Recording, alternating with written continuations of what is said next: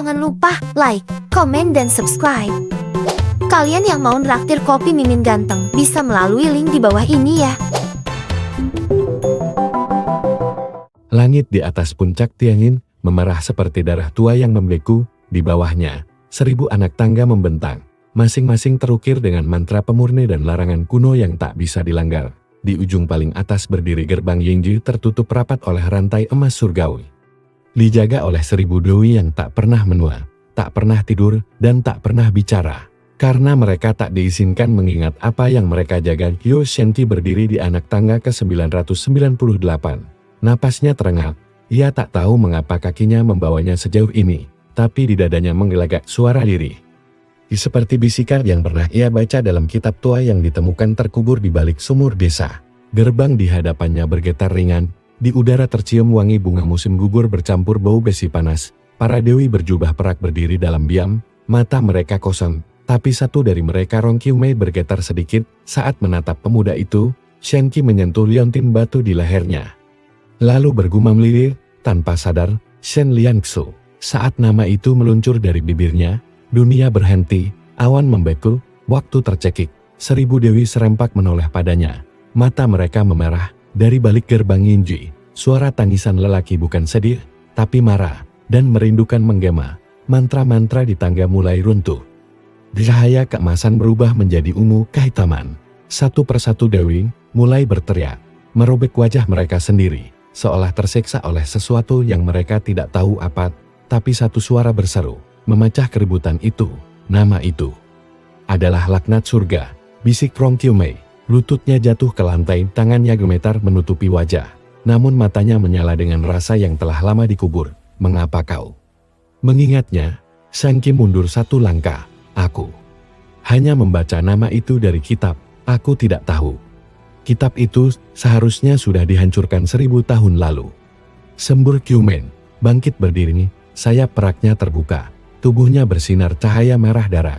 Jika kau mengingatnya, maka sebagian dari dia masih hidup dalam dirimu. Suara gemuruh terdengar dari dalam gerbang. Retakan besar muncul di permukaannya, membuat rantai emas menegang, dan kemudian satu putus di langit. Guntur menyambar tanpa awan di 5 penjuru daratan.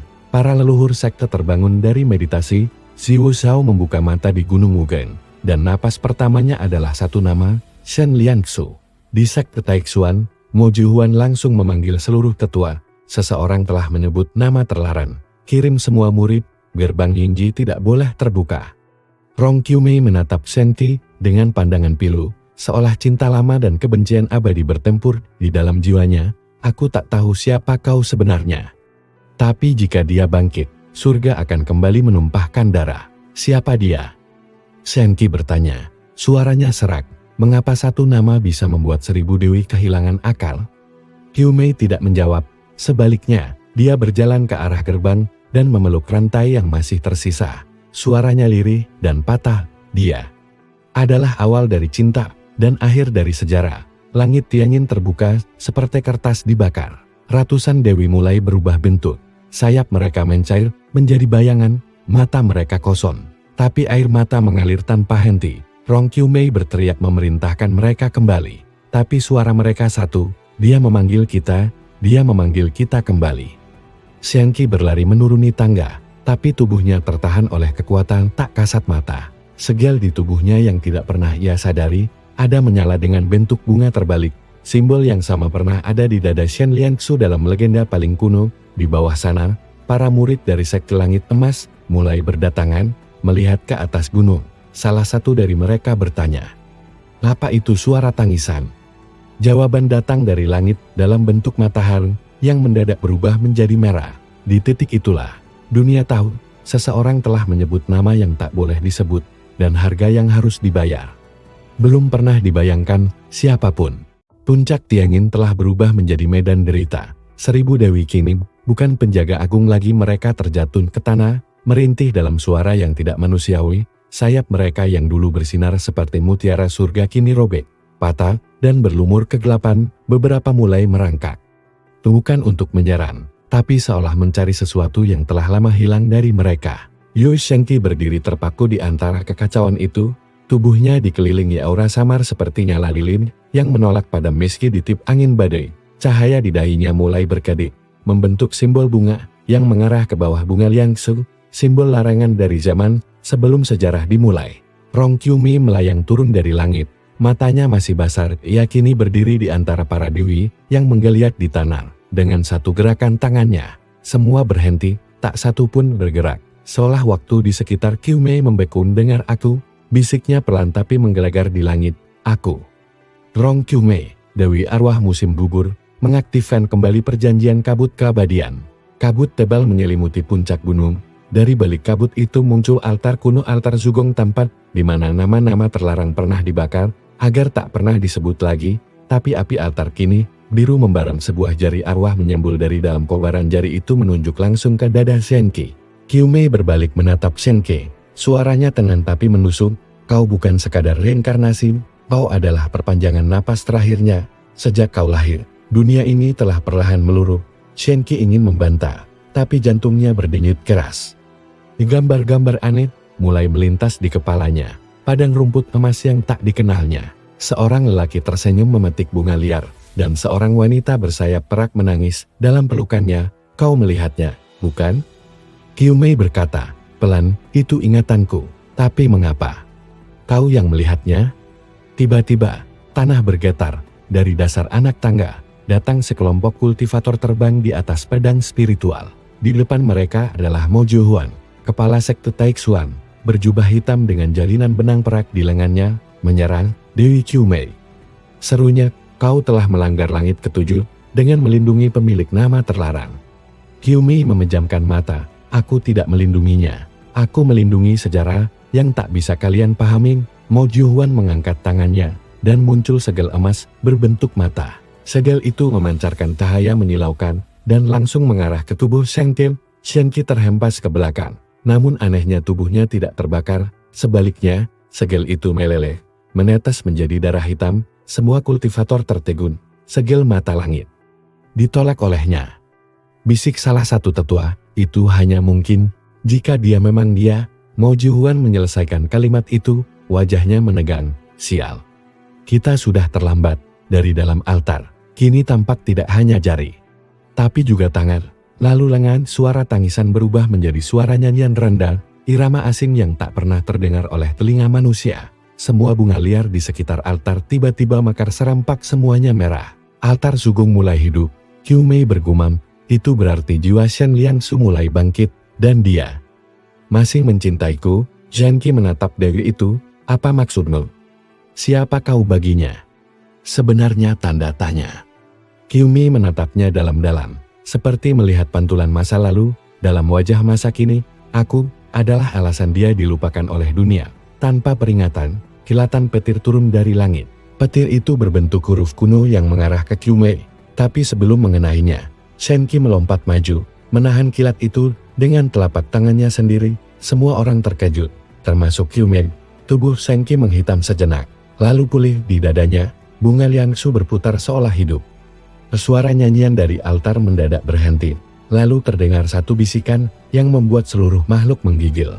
Kier, kau kembali mencariku. Qiumei menjatuhkan dirinya, menangis tanpa suara. Mo Juhuan mundur satu langkah. Shenki menatap langit. Suara itu adalah miliknya sendiri, tapi juga bukan. Dan di puncak gunung Tianyan, malam pun turun di siang hari. Karena langit tahu, dunia telah menyebut nama yang bahkan para dewa pun ingin lupakan. Kabut hitam yang menyelubungi altar tidak memudar meski langit telah berubah gelap. Awan menggumpal seperti pusaran tinta di kertas putih langit. Dan para dewi yang tersisa kini merunduk dalam diam. Tak ada lagi tangisan, hanya suara tarikan napas dari altar yang retak. Seolah sesuatu sedang belajar kembali bernapas setelah ribuan tahun terkubur. Yu Shenki terduduk. Tubuhnya lemas setelah menyerap kilat surgawi. Tapi di dadanya, bunga Liangsu berdingit seperti jantung kedua. Detaknya bergema tak hanya dalam tubuhnya, tapi juga di altar, di hati Qiumei, dan di seluruh langit. Rong Qiumei menggenggam tangan Shenki erat, tapi matanya kini bukan lagi mata seorang penjaga abadi. Matanya adalah milik seorang wanita yang kehilangan, lalu dihadapkan pada keajaiban yang menakutkan, kebangkitan cinta yang telah dikutuk oleh surga sendiri. Aku tak pantas melihatmu, bisiknya. karena akulah yang melaporkanmu pada surga. Dan membuat mereka menghapus namamu. Shenki memandangi Kyumei, dan untuk sesaat, ia melihat bayangan seseorang lain di balik wajah itu. Seseorang yang memeluk bunga liar, tersenyum di tepi danau, lalu dikhianati oleh dunia. Sementara itu, di kaki gunung Tianyan, Mo Jiuhuan memanggil ketua ketiga dari sekte Taixuan, Lu Chengri, seorang kultivator yang pernah membaca kitab asli tentang Shen Liangsu. Dengan suara rendah, Jiuhuan bertanya, berapa waktu lagi sebelum segel Yingji sepenuhnya runtuh? Lu Chengri menatap langit dan berkata pelan, 7 jam. Setelah itu, seluruh langit akan tahu bahwa dia kembali. Kita harus memilih, menyegel ulang atau menghapus dunia. Mo Jiuhuan mengertakkan gigi. Jika dia kembali, semua dewi akan mengingat, dan jika mereka mengingat, mereka akan memilihnya lagi. Seperti dulu, di balik altar, retakan terbuka lebih lebar. Sebuah wajah samar mulai terbentuk di dalam kabut, bukan wajah manusia biasa, melainkan wajah yang terlalu sempurna untuk dideskripsikan. Seperti kenangan indah yang tak bisa diingat, hanya dirasakan. Rong Kyumei berbalik dan membentangkan tangannya, altar Sugon. Kembalilah tidur aku. Sudah membayar dosaku. Namun altar tidak mendengar. Jiwa Shen Liangsu tidak bisa dikendalikan.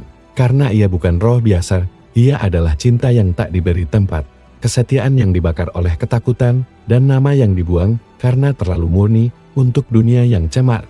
Shenki menatap altar dan perlahan mendekat. Setiap langkahnya membuat bunga liar tumbuh di sekelilingnya, dan bahkan tanah yang pecah memperbaiki diri. Aura kehidupan mengalir darinya, bukan sebagai pria, tapi sebagai jejak jiwa Shen Liangsu yang belum sepenuhnya padam. Tiba-tiba, dari arah timur, muncul sosok tinggi berjubah abu Xiu Zhao, leluhur immortal dari sekte Hunyuan. Ia tidak datang dengan pasukan. Hanya satu pedang panjang yang melayang di belakang punggungnya, dan sepasang mata yang melihat hingga ke inti jiwa. Jadi ini dia, kata Wu Shao, menatap Shenki, separuh jiwa yang tertinggal. Aku pernah bersumpah untuk tidak memihak, tapi kalau ini benar-benar terjadi, mungkin dunia layak dirombak kembali. Mo Jiuhuan melompat ke hadapan Wu Shao. Kau tidak akan mengkhianati langit untuk seorang bayangan masa lalu, bukan? Wu Shao menatap Jiuhuan dengan dingin. Langit macam apa yang takut pada cinta seorang manusia? Shenki berdiri di antara mereka, bingung, ketakutan, dan penasaran. Apa yang sebenarnya terjadi dulu? Siapa aku? Siapa dia, Jan? Mengapa surga sendiri takut padanya? Rong Kyumei melangkah maju, menggenggam tangan Shenki dulu. Shen Liangsu bukan dewa. Ia hanyalah manusia fana yang mencintai seorang dewi aku. Tapi cinta antara kami dianggap tidak pantas oleh langit. Mereka berkata cinta tidak boleh tumbuh antara tingkat yang berbeda, tapi semua dewi justru mulai mencintainya. Tambah Wu Shao, bukan karena kekuatannya, tapi karena hatinya. Jiuhuan menambahkan dengan nada muak, dan mereka yang mencintainya dikutuk menjadi penjaga gerbang. Kyumei adalah yang pertama, sisanya mengikuti tanpa sadar. Cinta mereka dikunci menjadi pengabdian. Altar kini memunculkan setengah tubuh. Sosok itu tidak bergerak, hanya berdiri, mata tertutup. Tapi seisi dunia mulai bergetar lembut, seperti sedang bernyanyi dalam frekuensi yang tidak terdengar oleh manusia, hanya dirasakan oleh jiwa. Shenki menangis tanpa sadar. Ia tidak tahu mengapa, tapi hatinya hancur saat melihat sosok itu. Aku pernah hidup sebagai dia, bukan? Rong Kyumei menjawab lirih. Tidak, kau bukan dia, tapi kau adalah bagian terbaik dari dia yang masih ingin dunia ini diperbaiki, bukan dibakar. Tiba-tiba, altar bersinar terang, sebuah suara menggema. Tak seperti sebelumnya, bukan jeritan, bukan nyanyian, tapi ucapan jelas yang membelah langit. Jika kalian menyebut namaku lagi, pastikan kalian siap untuk mengingat semuanya. Langit di atas altar retak, dari celahnya matahari kedua mulai muncul, dan seluruh langit tahu, Shen Liangsu telah membuka satu mata. Anda bilang, langit kedua menggantung di atas altar Zugong seperti matahari yang lahir dari kehancuran, tapi cahayanya bukan keemasan, melainkan warna ungu pekat bercampur merah darah, yang menyinari dunia seperti kenangan yang seharusnya telah dikubur. Semua kultivator, dari barat hingga timur, merasakan tekanan berat yang merambat ke dalam sumsum tulang mereka, seolah jiwa mereka dipaksa mengingat sesuatu yang sudah lama mereka lupakan. Yue Shenki berdiri kaku, tubuhnya gemetar meski tidak merasa takut. Justru sebaliknya, dalam denyut dadanya yang kini memancarkan cahaya seperti nyala bunga Liangsu. Ia merasakan ketenangan ketika suara Shen Liangsu menggema barusan, bukan ketakutan yang merayap, melainkan kerinduan. Rong Qiumei menunduk, napasnya tak teratur. Dia membuka satu mata, tapi belum bangkit sepenuhnya. Jika dua mata terbuka, dunia ini akan terurai. Mo Jihuan tak bisa menahan diri. Ia menghunus pedang spiritualnya, Qicai, dan melompat ke altar, menebas langsung ke arah tubuh setengah sadar Shen Liangsu. Tapi sebelum pedangnya menyentuh kulit ilusi itu, sosok tak kasat mata melingkar di depan altar. Qiumei menyeringai pahit, tak bisa disentuh. Dia bukan lagi daging dan darah. Dia adalah ide yang menolak dilupakan. Jihuan terpental jauh ke belakang, pedangnya retak, dan jubahnya terbakar di satu sisi. Ia terbatuk darah. Tetua Lu Chengye segera membantu.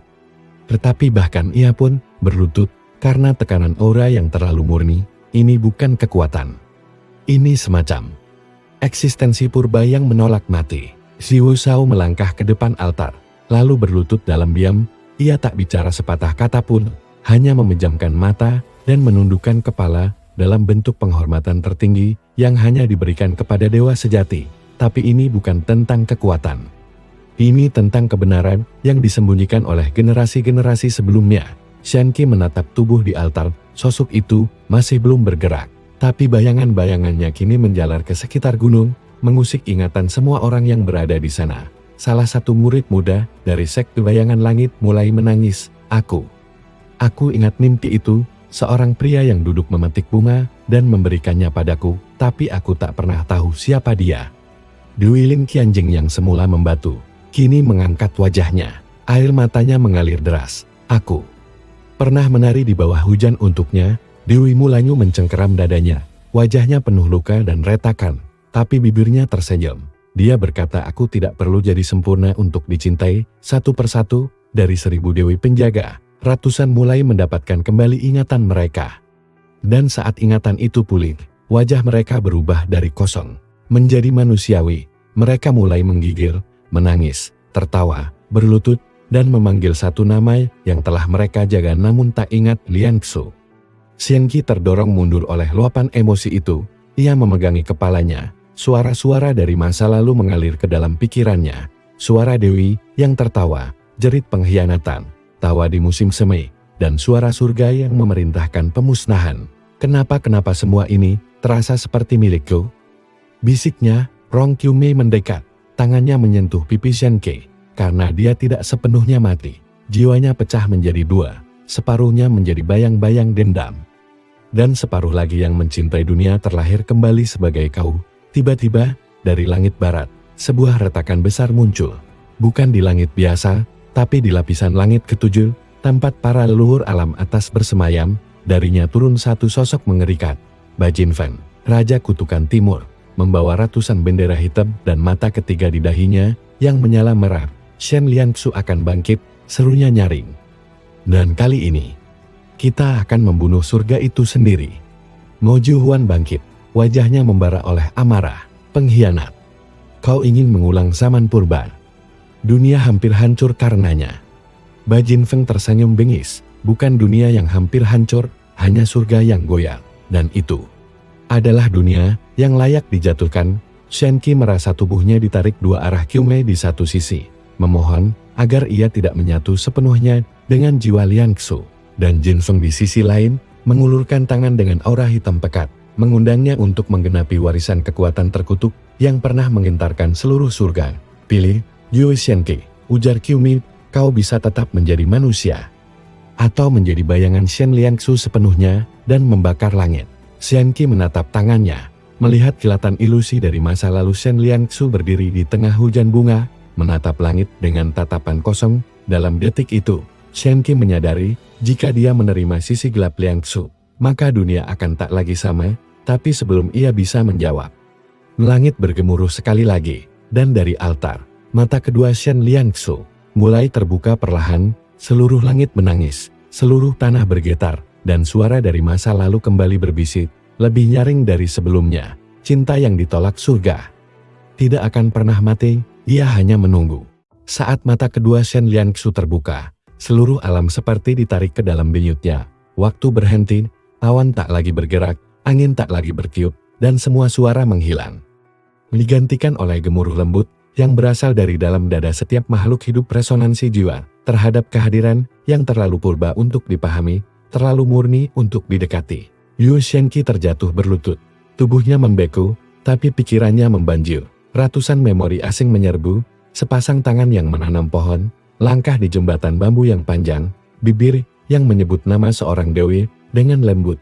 Lalu, api yang melahap langit dan tawa sedih dari surga.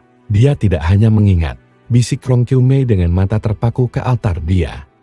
Membuat kita mengingat para dewi penjaga yang sebelumnya berubah menjadi makhluk setengah iblis karena pengaruh kutukan.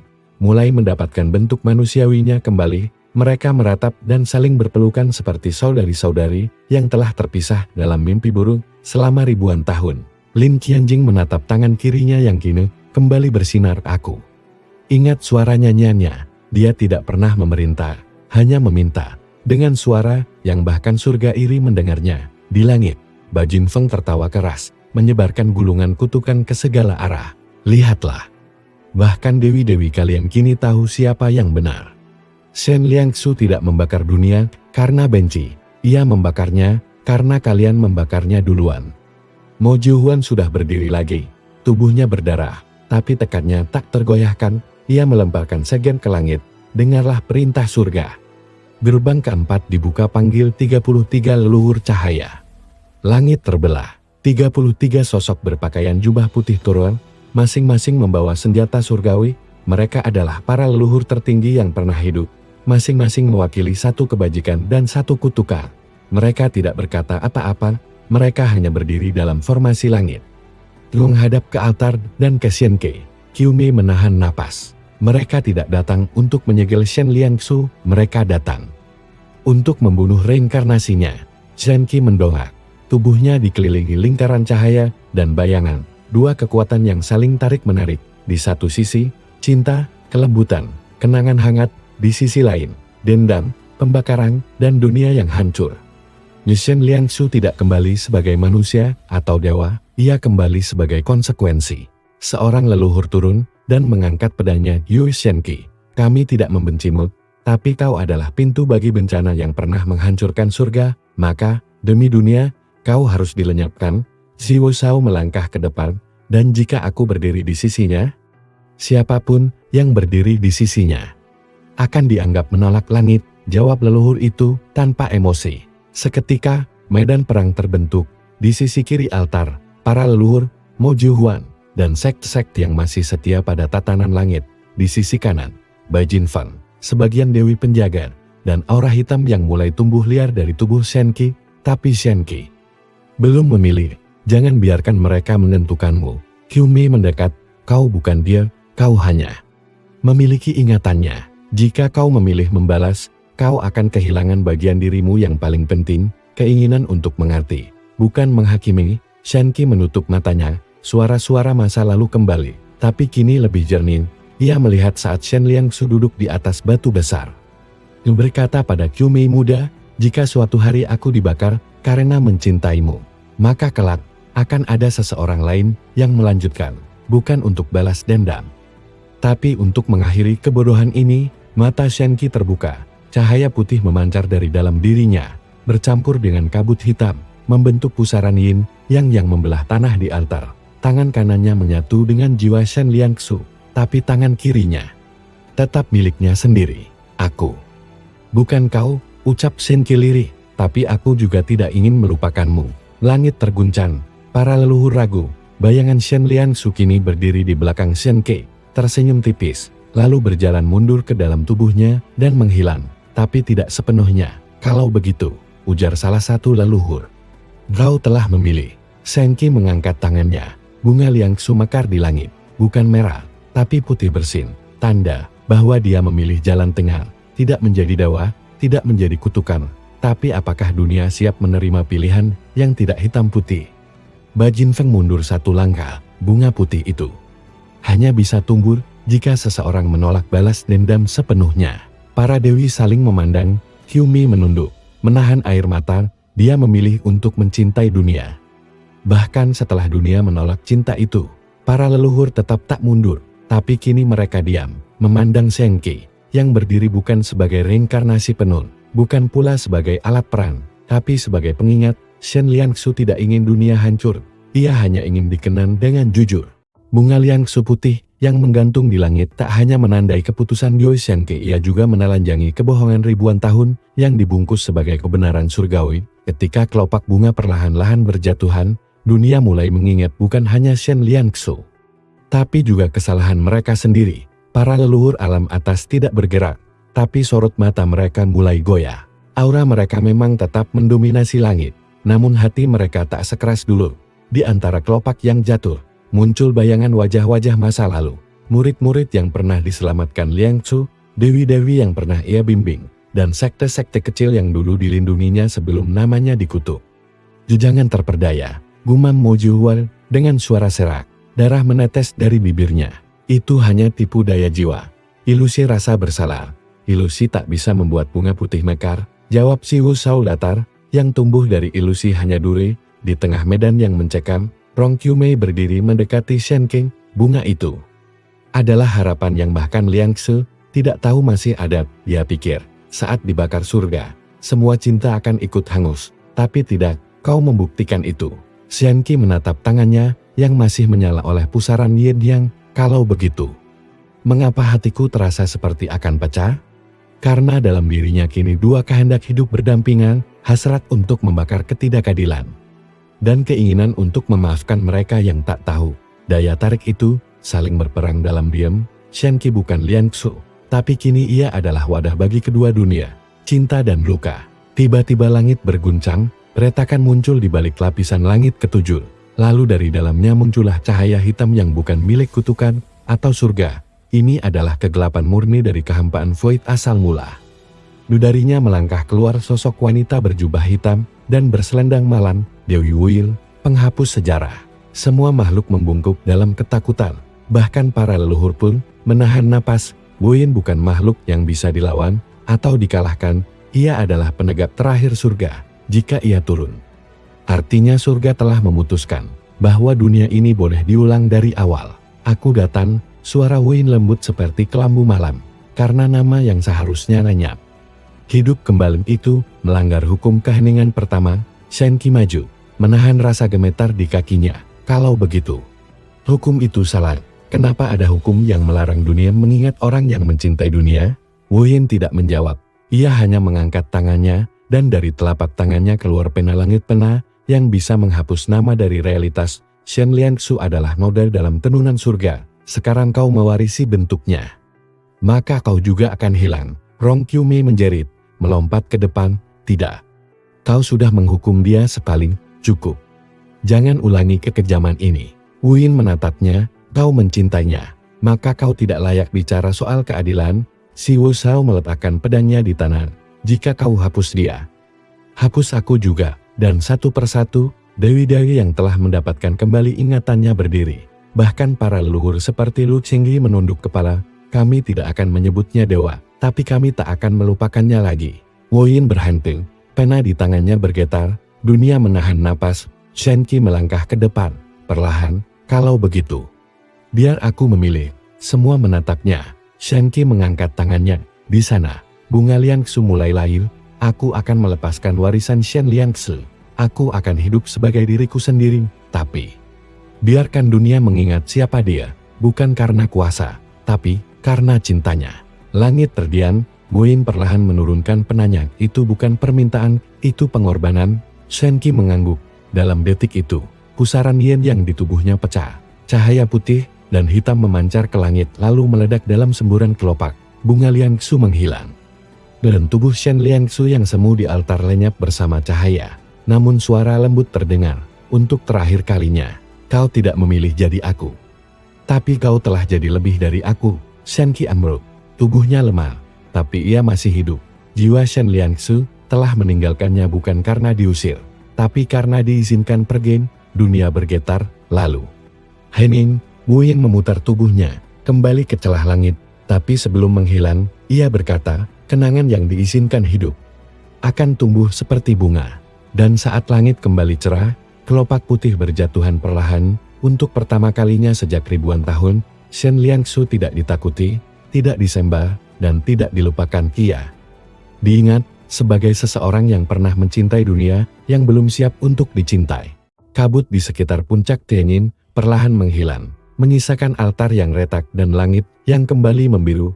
Tapi walau segalanya terlihat tenang, dunia tidak lagi sama, ingatan telah kembali, dan dengan kembalinya ingatan, datang pula pertanyaan, siapa sebenarnya Shen Liangsu?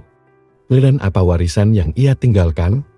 Yu Shenqi terbaring lemah, tubuhnya digendong turun oleh Rong Qiumei, wajahnya pucat, tapi di matanya tak ada penderitaan, yang tersisa hanya keheningan, seperti gunung yang telah melewati badai di dadanya. Bunga Liangsu telah menghilang, namun di tempat itu, kini hanya bekas luka tipis yang berbentuk setengah lingkaran, tanda bahwa sesuatu yang belum selesai masih tertinggal. Di bawah gunung, para sekte besar mulai berkumpul, bukan untuk menyerang, tapi untuk berdiskusi. Bendera perang diturunkan. Bahkan Mo Juhuan, yang sebelumnya bersikeras membasmi Shenqi, kini hanya diam, duduk di antara sisa api dan tanah hangus, menatap ke arah langit sambil berkata pelan, "Aku mengira dunia hanya bisa diselamatkan dengan hukum. Ternyata ada jalan lain." Diingat, Zi Wushao berdiri di dekat altar yang kini kosong. Ia menancapkan pedangnya di tanah, lalu membungkuk dalam keheningan, "Shen Liangsu, aku tidak layak menyebut namamu, tapi aku bersyukur kau pernah hidup." Sementara itu, di sebuah lembah tersembunyi jauh dari mata manusia, kelopak bunga putih mulai tumbuh dari tanah, tanda bahwa warisan Liangsu tidak tinggal di satu orang, tapi mulai menyebar ke seluruh dunia sebagai semacam getaran spiritual baru. Para tetua menyebutnya daun lupa yang diingat kembali. Namun di antara semua itu, satu pihak tidak senang. Di istana langit yang terbuat dari giok hitam, duduk sesosok wanita muda dengan tanduk kristal di keningnya. Ia adalah Goddess Lingxi, pemimpin baru dari surga tertinggi Yinluan, penguasa generasi ini yang menggantikan sistem Dewa Laman. "Kalian membiarkan kenangan itu hidup kembali?" bisiknya. Suaranya tenang namun menusuk seperti jarum.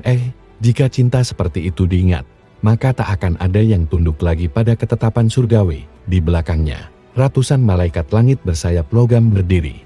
Mereka bukan dewi seperti Qiumei atau Lanyu, mereka adalah konstruksi surgawi, tanpa perasaan, tanpa jiwa, dan mereka semua menunduk dalam satu suara. Perintah akan dijalankan. Lingxi berdiri dan menatap langit melalui cermin air di dalamnya.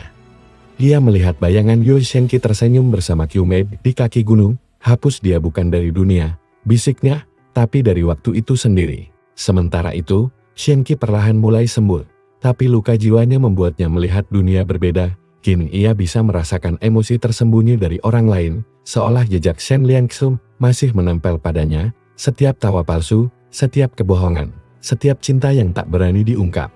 Semua bisa ia rasakan dalam bisikan jiwa ini. "Bukan kekuatan," katanya pada Qiumei ini. "Kutukan atau berkar?" Qiumei menatapnya dengan lembut. "Mungkin keduanya, tapi mungkin juga. Ini adalah tanggung jawab, karena kau satu-satunya yang bisa menyembuhkan dunia yang tidak tahu bagaimana mencintai." Dari sisi lain gunung, datang seorang wanita bertudung hitam, matanya tajam seperti kaca obsidian, dan ia memanggil dengan suara lembut namun dalam, "Yu Shenqi." Shenqi menoleh. Qiumei bergidik itu. Dia murid dari Shen Liangsu dulu, yang terakhir bertahan belum dia dibakar oleh surga, namanya Tan Weiran. Weiran mendekat dan berlutut di hadapan Shenqi. "Aku tidak datang untuk menyembah, aku datang membawa amarah." Ia melepaskan tudungnya, memperlihatkan wajah setengah tertutup luka spiritual. "Liangsu mencintaiku, tapi dia memilih melepasku. Kini, kau adalah sisa terakhir darinya, maka aku datang untuk mengujimu." Qiumei bersiap, tapi Shenqi mengangkat tangannya. "Biarkan." Tan Weiran menarik pedangnya, tapi bukan untuk membunuh, melainkan menancapkannya ke tanah. "Liangsu mencintaiku sebagai manusia," katanya, "tapi mencintaimu sebagai harapan." Ia bangkit dan menatap Shenqi. "Maka ku berikan warisan terakhirnya." Langkah tak terlihat, gerakan yang pernah ia gunakan untuk menembus istana surga, bukan untuk membunuh, tapi untuk menyusup dan menyelamatkan satu dewa. Shenqi mempelajari teknik itu dalam satu malam. Ia memahaminya sepenuhnya, bukan karena genius, tapi karena jiwanya memang pernah berjalan di jalur yang sama. Malam itu, Yu Shenqi berdiri di puncak batu, melihat ke langit. Ia tahu dunia tidak akan membiarkannya tenang, tapi ia juga tahu Kalau aku berjalan seperti dia, maka aku harus berani menolak jadi bayangannya. Aku bukan pengingat. Aku adalah jawaban. Dan jauh di atas, di balik 7 langit, Lingxi tersenyum dingin. Mari kita lihat, sampai sejauh mana dunia bisa menerima seseorang yang menolak dilupakan. Angin malam berembus pelan di dataran rendah Xuanjin.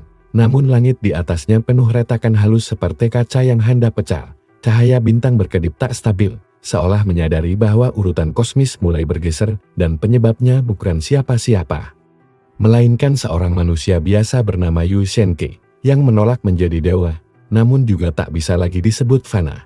Di dalam istana langit Qinluan, Dewi Lingxi memandang petaki dunia yang kini berdingit seperti makhluk hidup.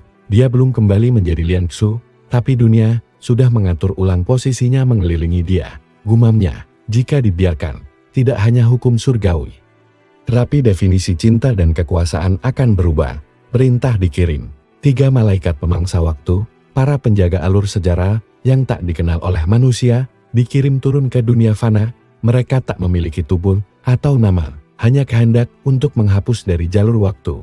Bukan dari dunia, mereka tidak membunuh, mereka membuat seseorang tidak pernah lahir. Di sisi lain, Yu Shenke sedang duduk di pinggir danau tua bersama Rong Qiumei. Ia menenggelamkan tangannya ke air, mencoba merasa damai, tapi jiwanya masih bergetar oleh gema masa lalu. Sejak saat itu, aku tidak bisa bermimpi, katanya pelan, hanya fragmen kenangan orang lain. Aku tidak tahu mana milikku, mana milik Shen Liangsu. Qiumei menatapnya. Mungkin memang tidak perlu dibedakan. Kadang, ingatan bukan untuk diklaim, tapi untuk dimaknai. Tiba-tiba, langit memucat. Bayangan 3 sosok tanpa wajah turun perlahan dari celah antara waktu. Tanah tidak bergetar, tapi bunga-bunga di sekitar danau layu. Dalam sekejap, Qiumei langsung berdiri. Wajahnya pucat. Itu bukan makhluk dunia ini. Itu malaikat penghapus. Shenke menatap mereka, dan seketika seluruh kenangannya menghilang. Ia tidak tahu siapa Qiumei, tidak tahu siapa dirinya, bahkan tidak tahu mengapa ia berada di dunia ini. Apa siapa aku? Bisiknya. Qiumei berteriak, menahan air mata. Mereka sedang menghapusmu dari garis waktu. Ketiga malaikat itu mengangkat tangan mereka, membentuk simbol spiral yang berputar ke dalam. Udara menjadi padat.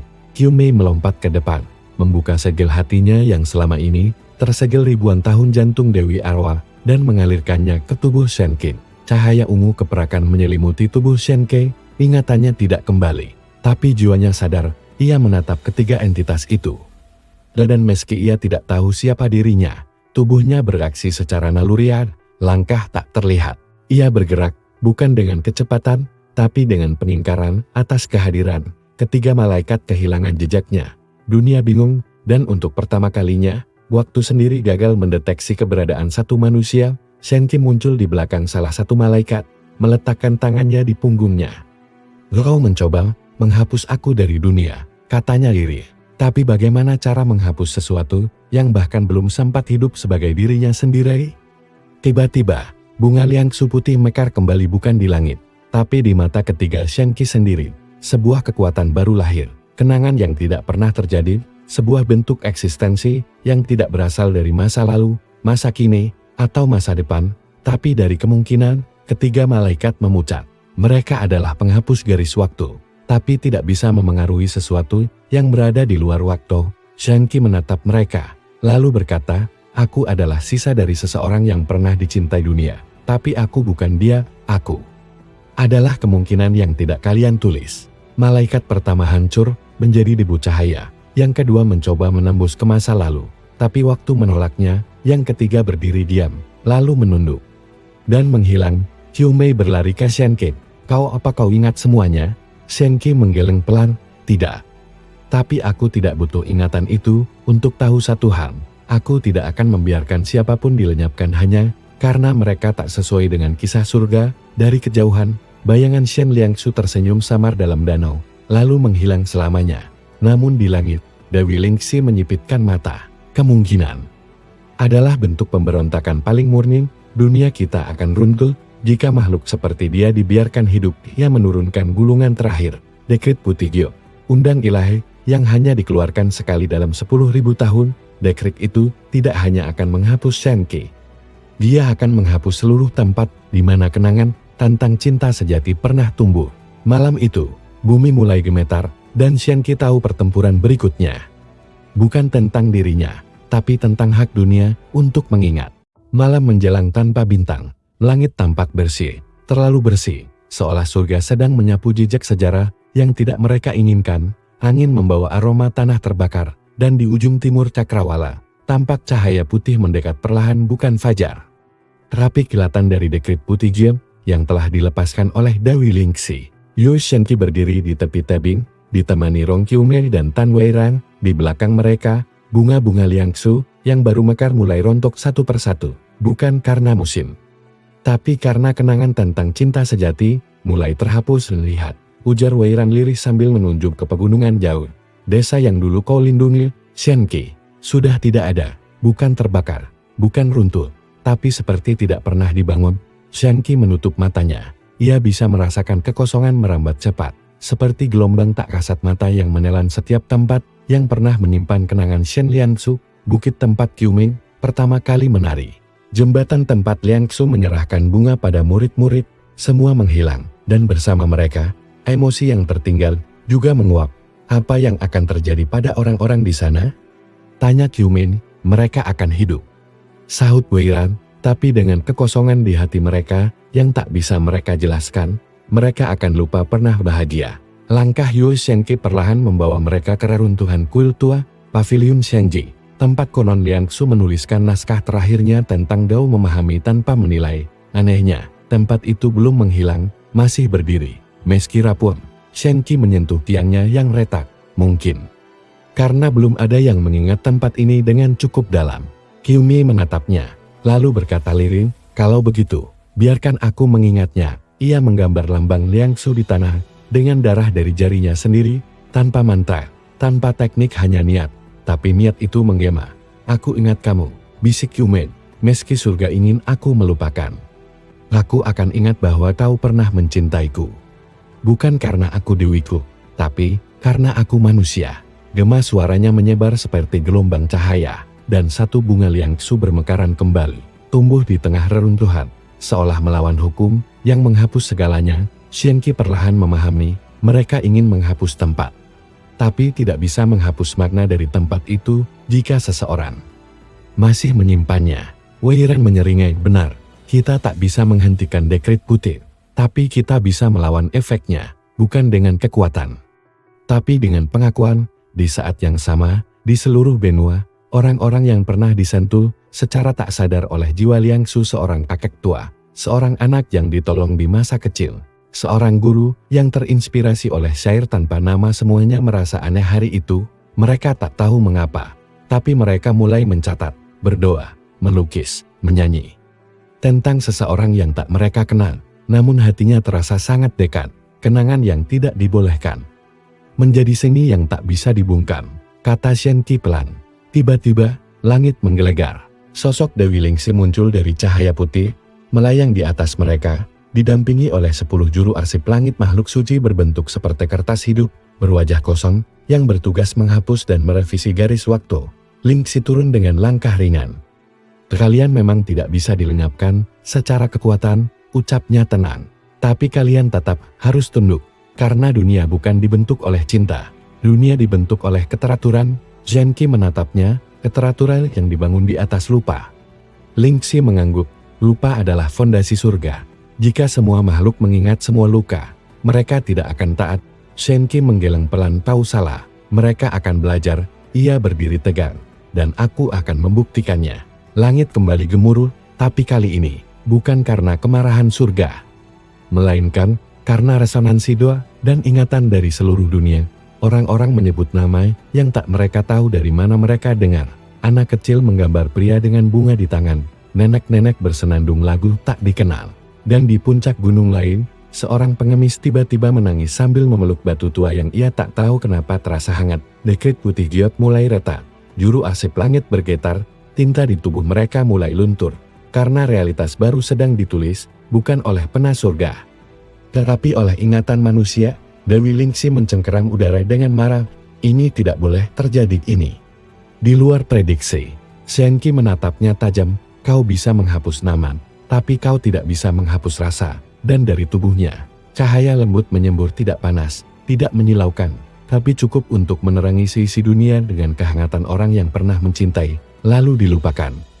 Kelopak Liangsu berjatuhan dari langit, seperti salju musim semi, satu demi satu, tempat-tempat yang sempat hilang muncul kembali, dan untuk pertama kalinya, bahkan langit mulai ragu, apakah keteraturan lebih penting daripada yang sungguh-sungguh dikenang. Langit belum sepenuhnya pulih, retakan halus masih mengambang di atas cakrawala, seperti bekas luka di wajah surga yang belum kering. Tapi bunga-bunga Liangsu terus bermekaran, tak lagi hanya di altar atau tempat-tempat suci, melainkan di tempat yang paling tidak disangka di sela ginting rumah-rumah. Di nisan tua, di mimpi anak-anak, mereka tumbuh. Karena ada yang mengingat. Namun pertanyaannya kini bukan lagi soal apa yang harus diingat, melainkan siapa yang berhak menentukan ingatan mana yang pantas bertahan. Yue Shenqi kini tinggal di bawah kaki Gunung Tianyin, di sebuah paviliun kecil yang dibangun dari sisa-sisa reruntuhan paviliun Shenji. Bersama Rong Qiume dan Tan Weiran, mereka mendirikan tempat itu sebagai rumah bagi kenangan terlarang, tempat siapapun boleh datang dan menyampaikan ingatan yang hampir dihapus oleh waktu. Hari itu, seorang anak yatim datang membawa boneka rusa. "Aku pernah punya Ayan," ucapnya. "Tapi orang-orang bilang dia jahat dan harus dilupakan. Tapi aku masih ingat saat dia menepuk kepalaku dan bilang, 'Kau cukup berharga meski tak bisa bertarung.'" Shenqi menerima boneka itu, dan bunga kecil tumbuh di tangannya, satu kenangan, satu bunga. Namun, di langit surga, Dewi Lingxi tidak tinggal diam. Ia tahu perang kekuatan sudah tidak relevan. Maka ia berubah strategi. Ia membentuk satu ordu baru bernama Sekutu Penghapus Kenangan Palsu, organisasi resmi surga untuk meluruskan sejarah. Mereka menyebarkan doktrin bahwa bunga Liangsu hanyalah manifestasi kutukan masa lalu yang bersifat menipu perasaan, menyebabkan ilusi emosi palsu, dan berbahaya bagi kestabilan mental masyarakat. Di setiap kota besar, kuil-kuil dibangun untuk menghancurkan bunga-bunga itu, dan mereka yang menyebarkannya dicap sebagai penganut dendam terselubung. Di kota Tianluo, seorang lelaki tua dihukum karena mengajari anak-anak puisi yang katanya ditulis oleh Liangsu. Di sisi lain, seorang pengelana buta dipukuli karena bersenandung lagu cinta kuno yang tak terdaftar dalam arsip langit. Shenqi pun mulai menerima pengungsi bukan yang kehilangan rumah, tapi yang kehilangan hak untuk mengenang. Ini bukan lagi soal Shen Liangsu, Bumam Qiume ini tentang dunia yang mulai takut pada kelembutan. Tan Weiran mengumpulkan para mantan kultivator, pendeta, dan rakyat biasa, lalu mendirikan aliansi pembawa ingatan. Mereka tidak melawan dengan senjata, tapi dengan cerita. Setiap cerita mereka tanam dalam bentuk puisi, lukisan, nyanyian, atau sekadar desah napas yang dihembuskan di tempat suci. Mereka menyebarkannya ke seluruh negeri dalam bentuk kenangan tak bernama. Sementara itu, Shenqi mendapat kunjungan dari sosok misterius, seorang lelaki tua, berpakaian kompang-camping, matanya seperti lautan dalam, penuh rasa duka. Ia memperkenalkan diri sebagai Gu Yuan, penulis kenangan pertama. Orang yang menulis sejarah awal surga sebelum dimodifikasi oleh generasi penguasa. "Aku dulu yang menulis perintah penghapusan Liangsu," bisiknya, "karena aku takut pada cinta yang tidak tunduk pada batas. Tapi sekarang, aku ingin memperbaikinya."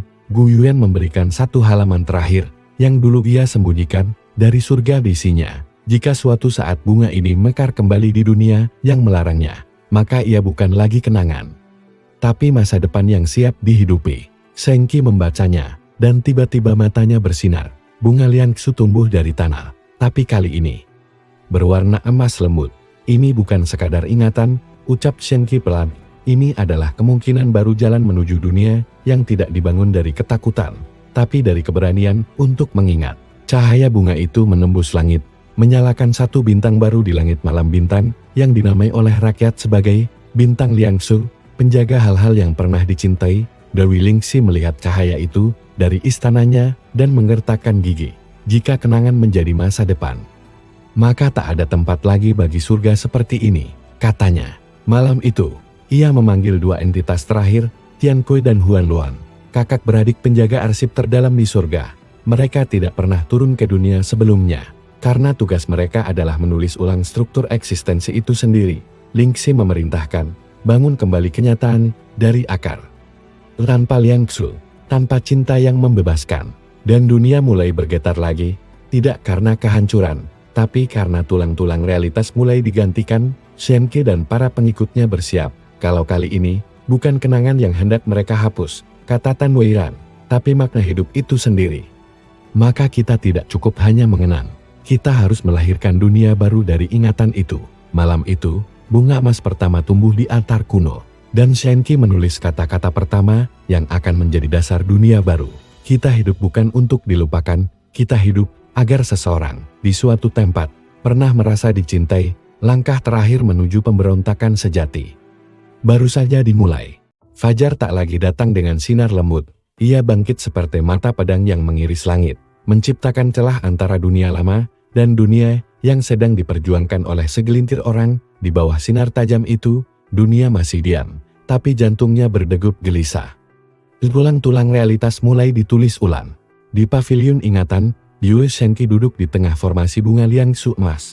Kelopak-kelopak lembut melayang perlahan di sekitarnya, tapi wajahnya tegang. Ia tahu, ini bukan saatnya bersail atau menulis puisi. Ini perang yang tak bisa dihindari, bukan perang fisik, melainkan perang makna.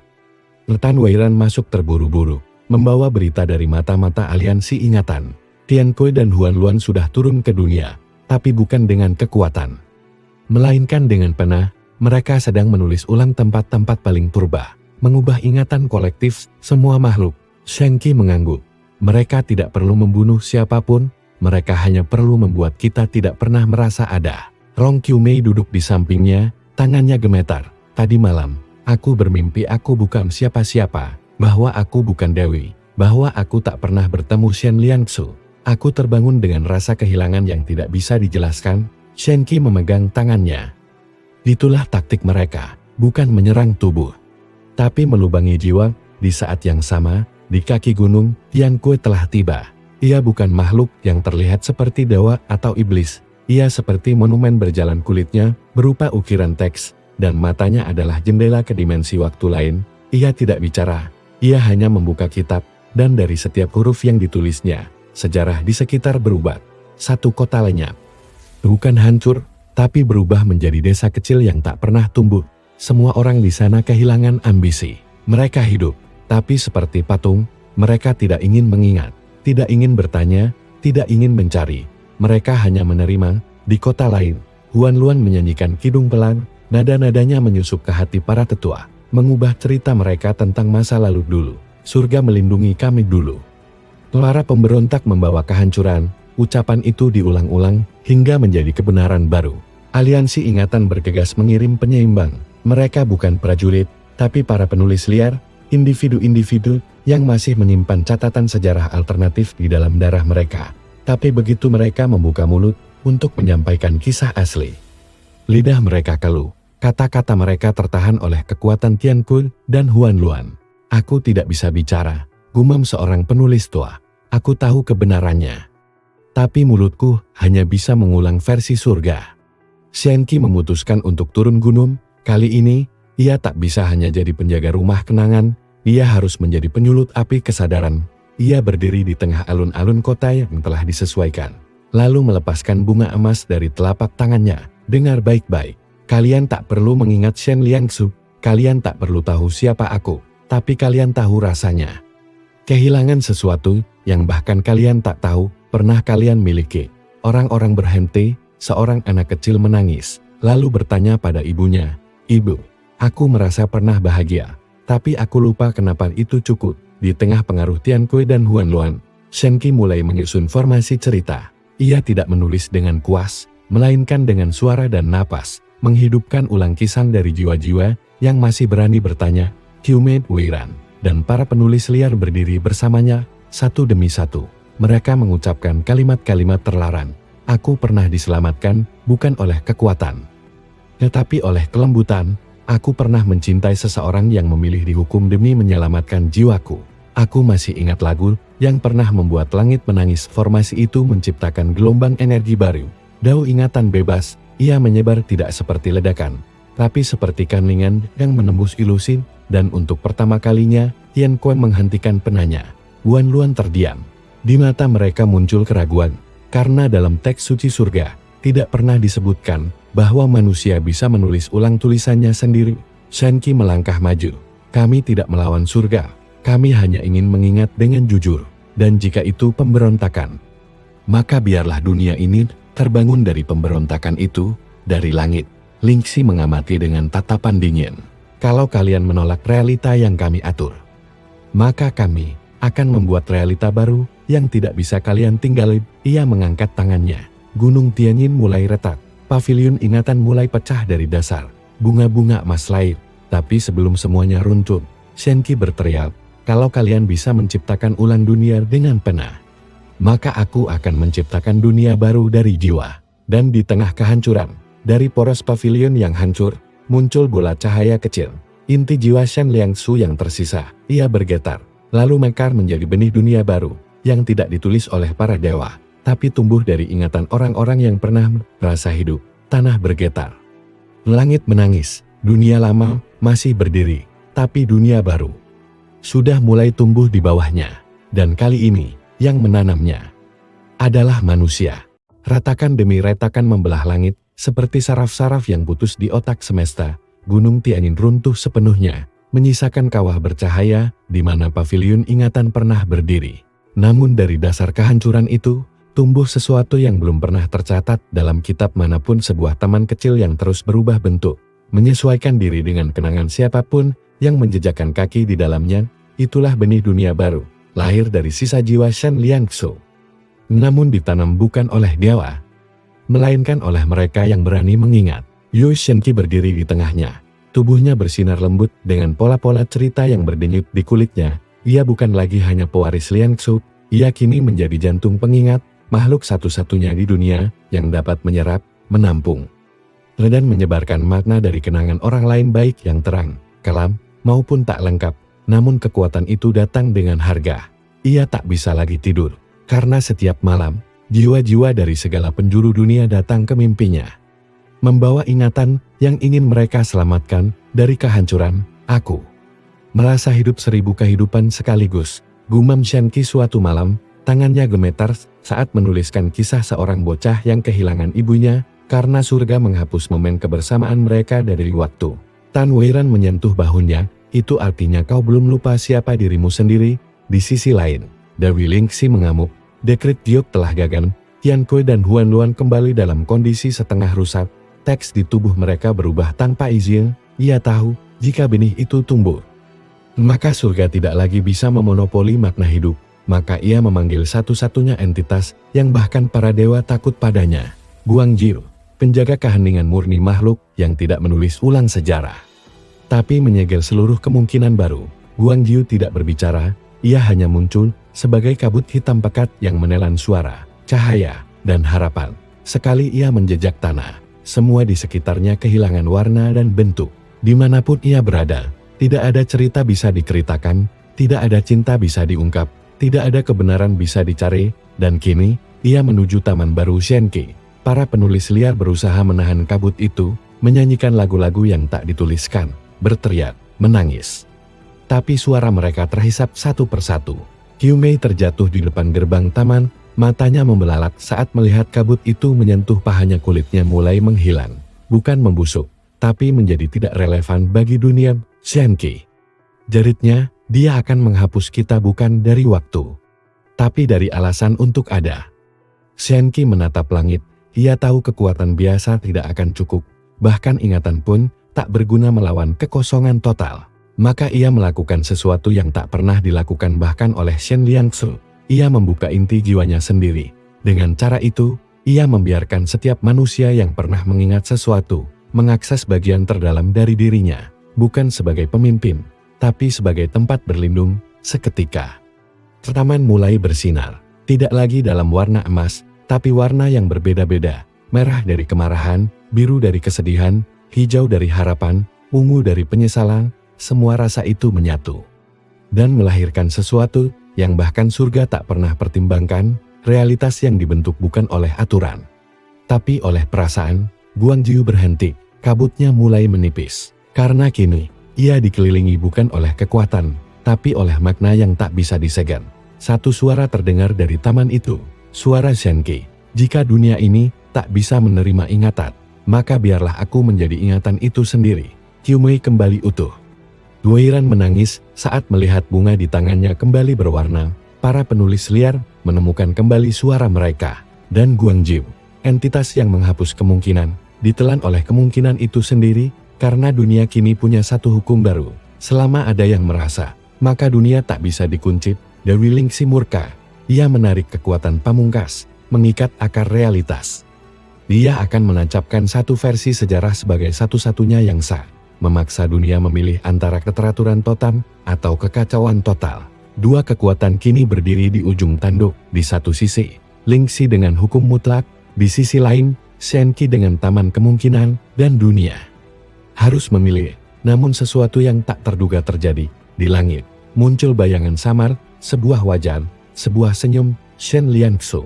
Tapi bukan dalam bentuk roh atau kebangkitan, ia muncul dari ingatan orang-orang. Bukan karena kekuatan, tapi karena cinta mereka telah melampaui batas waktu. Lingxi tertegun, tidak mungkin.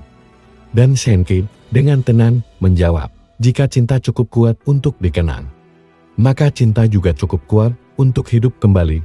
Langit kembali bergetar, dan babak akhir pun dimulai. Langit retak, tapi bukan karena kehancuran. Ia retak seperti kulit telur yang menetas, menyemburkan cahaya dari dalam. Di tengah cahaya itu, wajah Shen Liangsu perlahan-lahan terbentuk bukan sebagai makhluk hidup, bukan sebagai dewa, melainkan sebagai ide yang tak bisa dihancurkan. Dewi Lingxi mundur selangkah. Untuk pertama kalinya, ketakutan muncul di matanya. Kau sudah kuhapus dari sejarah, dari kitab surga, dari alur waktu. Namun suara Shen Liangsu membalas, bukan dengan kata-kata, melainkan dengan gema emosi, ketabahan, keberanian, cinta yang tak meminta dibalas. Kau bisa menghapus tubuhku, tapi tidak bisa menghapus keberanianku dari hati mereka. Yu Shenqi berdiri di tengah taman ingatan yang kini telah mekar sempurna. Bunga-bunga tak lagi hanya Liangsu emas, tapi juga muncul dalam bentuk dan warna baru bunga yang muncul dari kenangan rakyat biasa. Bunga perpisahan, bunga pengampunan, bunga keteguhan. Taman ini bukan lagi sekadar tempat perlindungan, ujar Shenqi. Ini adalah jantung dunia baru. Dunia yang tidak tunduk pada versi tunggal sejarah. Lingxi mengangkat tangannya, dan di langit, ribuan mantra penegak tatanan terbuka gulungan suci, yang selama ribuan tahun digunakan untuk menyegel fenomena yang dianggap tidak sesuai dengan hukum surgawi. Masing-masing gulungan berisi satu kutukan, segala yang mengingkari uruta, musnah. Segala yang melawan struktur, lenyap. Segala yang mencintai tanpa syarat, dilupakan. Ia melempar semua kutukan itu ke arah taman, tapi bunga-bunga tak hancur. Sebaliknya, kutukan-kutukan itu larut menjadi cahaya Shenqi. Dengan suara tenang, menjelaskan, kutukan-kutukanmu hanya bekerja terhadap sistem. Tapi ini bukan sistem, ini adalah rasa. Tiba-tiba, para penulis liar mulai berdiri dalam formasi. Mereka membentuk tata letak 5 nada, sebuah teknik kuno yang menggabungkan kisar, musik, warna, dan napas. Mereka tak menyanyikan pujian. Mereka menceritakan luka mereka, dan setiap luka yang mereka ucapkan melahirkan satu bentuk baru dari energi, kekuatan jujur. Sementara itu, Qiu Mei memeluk Shenqi dari belakang. Tubuhnya bersinar samar. Aku ingin berbuat lebih, ucapnya. Bukan hanya menjadi saksi. Aku ingin jadi bagian dari dunia yang kita lahirkan. Tanpa kata, Shenqi membaginya sebagian dari jantung ingatan. Rong Qiu Mei berubah, matanya memantulkan kenangan siapapun yang memandangnya. Ia menjadi cermin jiwa terlindung taman yang akan menunjukkan kepada semua makhluk siapa mereka sebenarnya di balik ilusi surga. Di kejauhan, Tan Weiran memimpin perlawanan di kota-kota besar. Ia menginspirasi rakyat dengan potongan-potongan ingatan Liangsu, disisipkan dalam lagu-lagu rakyat, ukiran pintu, bahkan aroma makanan. Kita tidak butuh kitab, serunya. Kita hanya perlu satu hati untuk melawan kenangan jujur kita sendiri. Dan dari rakyat muncul resonansi. Lingxi panik. Ia membuka gerbang kehampaan, portal terakhir dari surga, untuk mengirim makhluk tertua, si penghapus awal, entitas pertama yang menghapus kenangan para dewa terdahulu, agar kekuasaan mereka tak tertandingi. Namun begitu makhluk itu keluar, ia terdiam, ia melihat bunga, ia melihat taman. Dan ia menangis. Aku mengingat sesuatu, bisiknya. Aku pernah menjadi sesuatu sebelum aku jadi alat. Makhluk itu menghentikan langkahnya. Ia membungkuk kepada Shenqi, lalu kembali ke gerbang dan menutupnya sendiri. Seketika, surga kehilangan seluruh alat penghancurnya. Lingxi berteriak. Ia turun sendiri, menyelimuti tubuhnya dengan jubah ketetapan, dan menyerang Shenke dengan cakar penulis takdir. Pertarungan pun pecah. Namun tidak seperti pertarungan biasa, ini bukan pertarungan antara badan dan kekuatan, melainkan pertarungan antara kenyataan dan makna. Setiap kali Lingxi mencoba menyerang, Shenke membalas dengan ceritan. Setiap kali ia menegakkan hukum, Shenke membalas dengan memori kecil seseorang tentang kehilangan, tentang penyesalan, tentang harapan kecil yang tak pernah mati. Hingga akhirnya, di satu momen yang hening, Lingxi terhenti. Ia melihat ke sekeliling, dunia tidak tunduk padanya lagi, bukan karena mereka melawan, tapi karena mereka tidak lagi percaya bahwa ia harus menentukan segalanya. Shenke mendekat dan mengulurkan tangan. Kau bisa tetap di sini, tapi tidak sebagai pengatur. Sebagai bagian dari dunia yang mengingat dan dimaafkan. Untuk pertama kalinya, wajah Lingxi menunjukkan luka. Aku tidak tahu siapa aku jika aku bukan pengendali, bisiknya. Shenke tersenyum. Maka mari kita cari tahu bersama. Dan di momen itu, langit berhenti retak, karena akhirnya dunia tidak lagi dibentuk oleh siapa yang memerintah, tapi oleh mereka yang berani mengingat. Walau dunia menyuruh melupakan, dunia perlahan belajar bernapas dalam sunyi, yang baru sunyi, yang bukan berarti kehampaan, tetapi ruang bagi segala makna yang pernah ditekan untuk tumbuh kembali.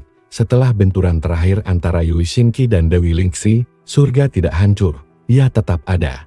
Tapi tak lagi berada di atas segalanya. Shenke dan Lingxi berdiri berdampingan di puncak taman, yang kini disebut oleh umat manusia sebagai Taman Jiwa Liangsu, tempat di mana kenangan terlarang tak hanya diselamatkan, tapi diberi rumah.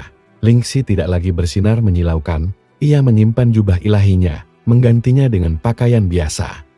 Dia tak berbicara selama 3 hari, ia hanya duduk dan mendengarkan. Pada hari keempat, ia berkata pelan, semua yang pernah aku hapus kini berdiri di sekitarku, tapi aku tidak merasa kehilangan, aku merasa pulang. Sementara itu, Rong Qiumei telah sepenuhnya menyatu dengan cermin jiwa. Ia berdiri di tengah taman, menjadi pusat resonansi emosi dunia. Siapapun yang datang ke taman akan melihat diri mereka sendiri dalam bentuk paling murni, tanpa nama, tanpa status, hanya makna yang tersisa di balik luka dan cinta. Tan Weiran kini dikenal sebagai orang terakhir yang memilih menulis, menyebarkan buku-buku kosong ke seluruh penjuru dunia. Di sampulnya hanya ada satu kalimat, apa yang paling ingin kau simpan, jika dunia mencoba mengambil segalanya darimu? Dan orang-orang mulai menulis, bukan untuk publikasi, bukan untuk pengakuan, tapi untuk diri mereka sendiri. Buku-buku itu tumbuh seperti biji, satu demi satu, halaman-halaman penuh oleh pengakuan yang tidak berani diucapkan selama ribuan tahun. Shenke tidak pernah menyebut dirinya sebagai pemimpin, ia lebih sering berada di barisan belakang, memperbaiki pot bunga, atau mendengarkan cerita dari orang asing yang datang dari jauh. Tapi dunia tahu dia adalah inti dari perubahan ini. Namun, perubahan membawa konsekuensinya sendiri. Suatu malam, langit mengirim isyarat ganjil. Sebuah bintang hitam muncul di timur laut, tidak berkilau, tidak bergerak, hanya diam. Para penafsir bintang menyebutnya lubang waktu tak bernama. Artinya, sebuah lubang di jalinan kenyataan yang tidak berasal dari masa lalu, kini, atau masa depan. Shenke segera memeriksa, dan ia tahu sesuatu telah salah. Terlalu banyak kenangan muncul bersamaan, terlalu banyak makna saling tumpang tindih. Dunia tak dibangun untuk menampung ingatan sebanyak ini. Dalam waktu singkat, Rong Qiumei mengangguk, kita menang. Tapi dunia belum siap untuk bentuk baru dari eksistensi. Tiba-tiba, dari lubang itu, muncul sosok kabur, bayangan dari dunia yang pernah dihapus. Ia bukan makhluk. Ia adalah gema kolektif dari masa lalu lain, masa-masa yang telah dihancurkan sebelum dunia ini terbentur, dan kini mereka merasa terpanggil. Karena dunia kembali mengizinkan kenangan tumbuh, bayangan itu bicara dengan suara berlapis. Kami adalah yang dilupakan sebelum ada yang bisa mengingat. Kami bukan ancaman, kami hanya ingin tahu, apakah masih ada tempat bagi kami di dunia yang baru ini?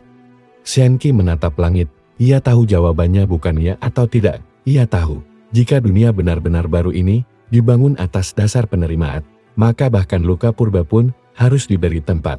Tapi banyak yang menolak. Sebagian penulis liar berkata, mereka terlalu asing. Kita tak tahu apa yang mereka bawa. Sebagian lagi berkata, dunia kita baru saja stabil, jangan goyahkan dengan masa lalu yang lebih kelam dari yang bisa kita tangani. Shenki mengerti, tapi ia berkata, kalau kita hanya menerima ingatan yang menyenangkan, maka kita sama saja seperti surga dulu memilih versi realita yang nyaman.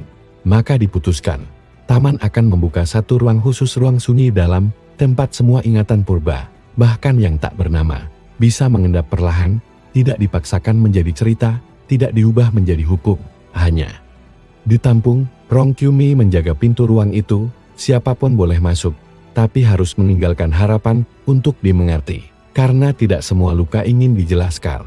Ada luka yang hanya ingin didengarkan tanpa disimpulkan, dan ketika bayangan-bayangan dari masa-masa sebelum sejarah memasuki taman dan menetap di ruang sunyi dalam dunia tidak hancur, dunia belajar mewadahi. Dewi Lingxi menyaksikan itu semua dari kejauhan, tersenyum kecil.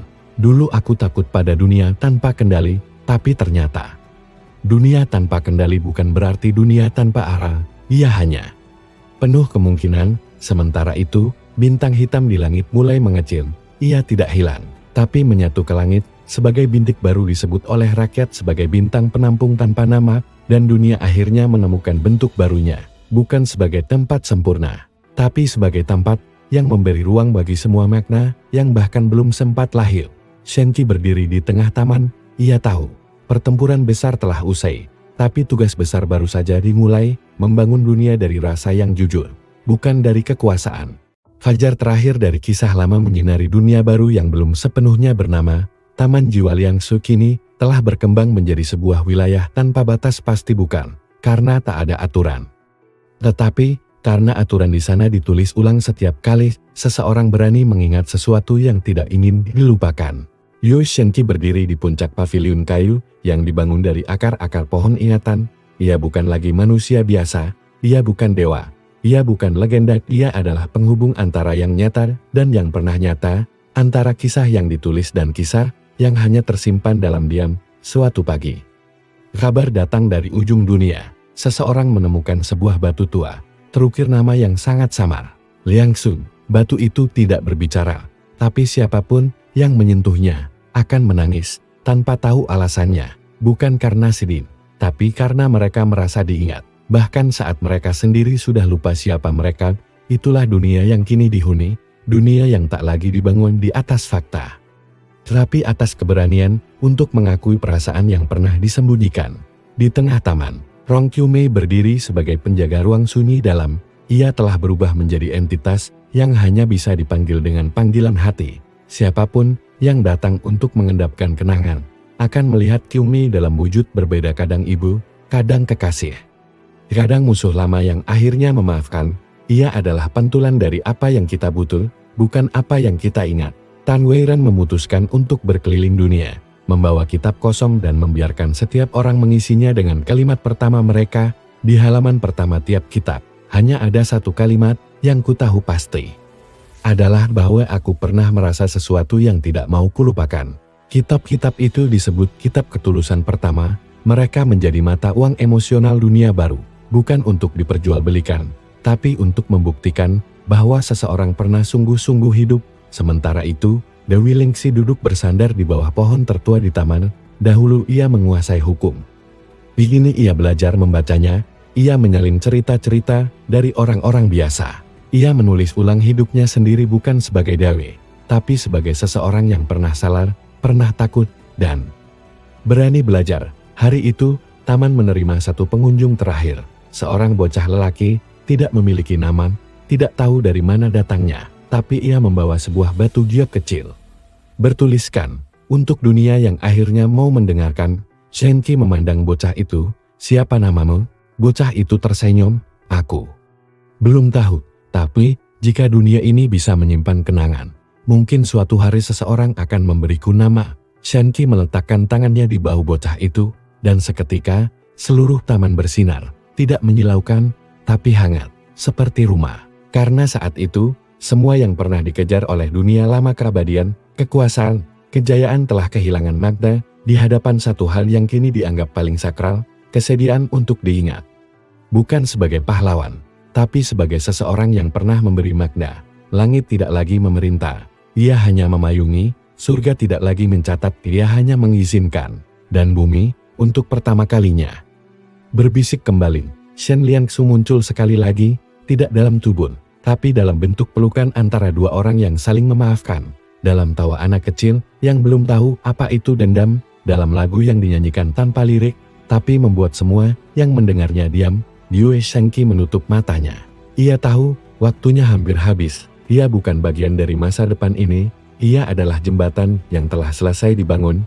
Malam itu, ia menulis satu kalimat terakhir di kitabnya. Jika dunia ini berhasil tumbuh tanpa aku, itu berarti aku telah melakukan bagianku, dan ketika pagi datang, Shangqi telah lenyap, tidak meninggalkan mayat, tidak meninggalkan pusaka, hanya bau bunga Liangsu yang mengambang, dan rasa damai yang tidak bisa dijelaskan. Orang-orang tidak berkabung, mereka merayakan, karena dunia baru ini, akhirnya, bukan milik siapapun, dan justru karena itu, ia milik semua orang.